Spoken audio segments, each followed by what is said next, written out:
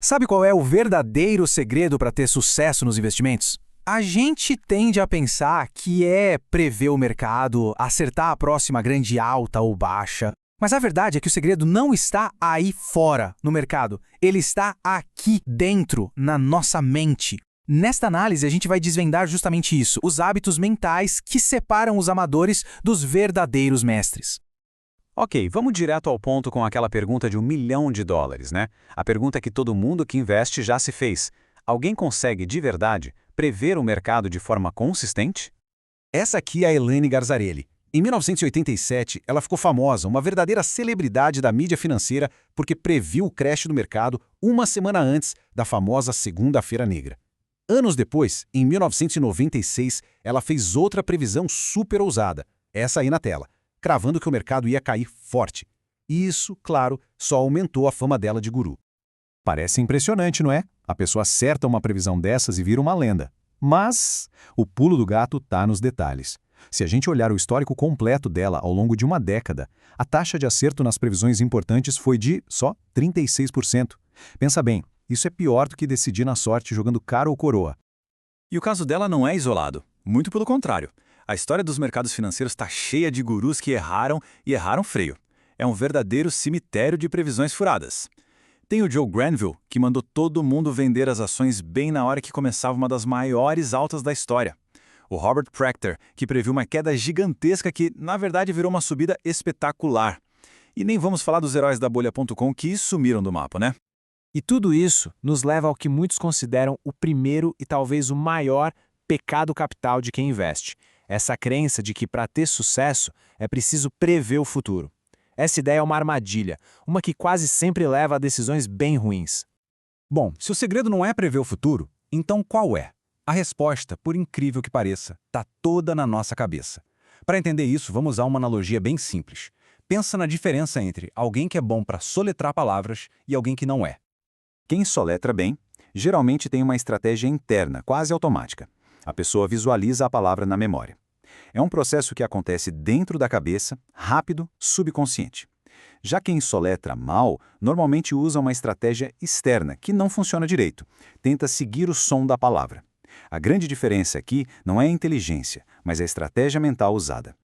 E essa estratégia mental eficaz é o que a gente chama de hábito mental. É uma resposta que, de tanto ser repetida, vira automática. Os processos por trás dela ficam no nosso subconsciente. É exatamente esse tipo de superpoder que os grandes mestres dos investimentos conseguem desenvolver. E um hábito mental não é uma coisa abstrata, não. Ele se apoia em 4 pilares bem definidos. Primeiro, a convicção, que é aquela crença forte que guia o comportamento. Depois vem a estratégia mental em si, o passo a passo interno. Em seguida, a base emocional, os sentimentos que dão suporte a tudo. E, por fim, as habilidades práticas que são necessárias para colocar tudo em ação. Então, aqui está a grande virada de chave, a grande revelação. O sucesso nos investimentos não tem a ver com QI, com ser um gênio. Tem a ver com ter os hábitos mentais certos. É como se o que importasse não fosse o hardware, a potência do cérebro, mas sim o software, os programas mentais que rodam nele. Certo. Entendido isso, como se desenvolvem esses hábitos, vamos ver agora o caminho para a maestria, para entender como os investidores lendários pensam de um jeito bem diferente da maioria. Ninguém nasce sabendo, né? A jornada de um investidor passa por 4 estágios. No começo a gente está na incompetência inconsciente, nem sabemos o que não sabemos. Aí vem aquele banho de água fria, a incompetência consciente, quando a gente percebe o tamanho da nossa ignorância. Com muito esforço e estudo, a gente chega na competência consciente, quando os acertos começam a vir, mas exigem concentração. E o objetivo final é a competência inconsciente, quando o sucesso se torna algo natural, quase intuitivo. E uma das melhores ilustrações de um hábito mental de mestre vem do Warren Buffett. Ele sugere que a gente imagine o mercado como um sócio de negócios bem temperamental, o tal do senhor mercado. Um dia ele acorda super eufórico, no outro está totalmente deprimido. A genialidade dessa metáfora é como ela muda a nossa perspectiva. O humor do senhor mercado não deve ser visto como uma instrução, mas sim como uma fonte de oportunidades. Quando ele está eufórico, oferecendo preços nas alturas, pode ser uma ótima chance de vender. E quando ele está deprimido, oferecendo tudo a preço de banana, é a hora de comprar.